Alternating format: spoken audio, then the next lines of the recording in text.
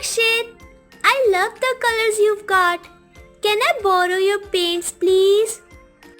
Sure, Janvi, but I've noticed you often use can in your sentences. Why is that? Well, Akshit, let me tell you about modals.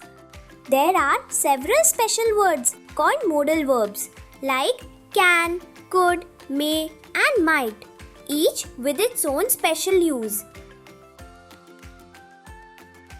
For example, can is used to ask for permission or to show ability. So, when I say, "Can I borrow your paints?"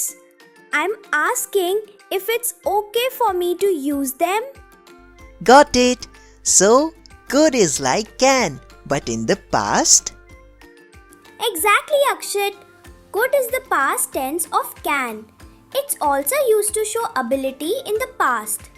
For instance, could you swim when you were 5? With it's also used to show ability in the past. Ah, I see. What about may and might? May and might are used to show possibility or permission too, but they are a bit different. Chanter. May is used when something is more likely to happen. For example, Komal may join the school choir. While might is used when something is less likely.